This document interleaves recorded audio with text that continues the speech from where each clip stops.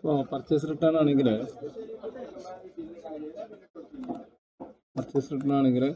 പിന്നെ ഇതൊരു പർച്ചേസാണ്. ഈ പർച്ചേസ് ഇതിപ്പോൾ യൂണിറ്റിൽ നിന്ന് പറഞ്ഞാൽ വെണ്ടറിൽ നിന്ന് പർച്ചേസ് ചെയ്തിട്ടുണ്ട്. ഇതിൽ ഈ ഒരു ഐറ്റം ഇത് 50 ക്വാണ്ടിറ്റി പർച്ചേസ് ചെയ്തു. ഇതിന് ഒരു 2 ഐറ്റം അല്ലെങ്കിൽ ഒരു ഐറ്റം ഈ ഒരു ഐറ്റം നമുക്ക് ഐറ്റം കൂടി 2ലുള്ള റിട്ടേൺ ചെയ്യാം. അപ്പോൾ ഒന്ന് ഈ പർച്ചേസ് ഇവിടെ ഉണ്ട്, ഇവിടെ തന്നെ പർച്ചേസ് റിട്ടേൺ ഓപ്ഷൻ ഉണ്ട്. അപ്പോൾ അത് ഈ ബില്ല് മൊത്തം പർച്ചേസ് റിട്ടേൺ അടിക്കാൻ ഇതിലുള്ള ഏതൊക്കെയാണ് റിട്ടേൺ അടിക്കേണ്ടത്. അതിലേറെ എളുപ്പമുള്ള മെത്തേഡ് പർച്ചേസ് റിട്ടേൺ എന്ന ഓപ്ഷൻ തന്നെ എടുക്കാം. ഇത് ന്യൂ എടുക്കാം, പർച്ചേസ് റിട്ടേൺ എടുക്കാം. അതായത് സ്റ്റോറിൽ പർച്ചേസ് റിട്ടേൺ എടുക്കാം. ഇത് ആദ്യം വെണ്ടർ എടുക്കാം, യൂണിറ്റിൽ എടുത്തു. ഇനി ആഡ് ഐറ്റം കൊടുക്കാം. ആ ഐറ്റം കോഡ് ഏതാണെന്ന് വെച്ചാൽ അതിൽ വർക്കൗട്ട് 2 എന്നുള്ളതാണ് ഇപ്പോൾ ഞാൻ ചെയ്യുന്നത്. എത്ര ക്വാണ്ടിറ്റിയാണ് റിട്ടേൺ ചെയ്യുന്നത്.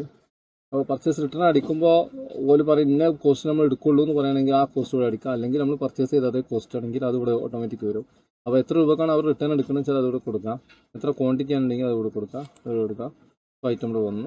ഇനി ആ റിട്ടേൺ അടിക്കുന്ന ഐറ്റം അവർ റിട്ടേൺ ചെയ്യുമ്പോൾ ഒരു ക്യാഷ് ആയിട്ട് നമുക്ക് തരുന്നുണ്ടെങ്കിൽ ക്യാഷിൽ അടിക്കുക. അതല്ല ക്രെഡിറ്റിലാണ് റിട്ടേൺ ചെയ്യുന്നത് എങ്കിൽ ക്രെഡിറ്റിൽ അടിക്കുക, സേവ് ചെയ്യുക. ഇത്രയേ ഉള്ളൂ പർച്ചേസ് റിട്ടേൺ.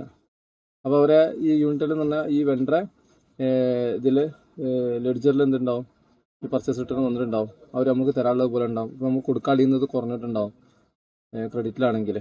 ഇതാണ് പർച്ചേസ് റിട്ടേണിൻ്റെ പ്രൊസീജിയർ.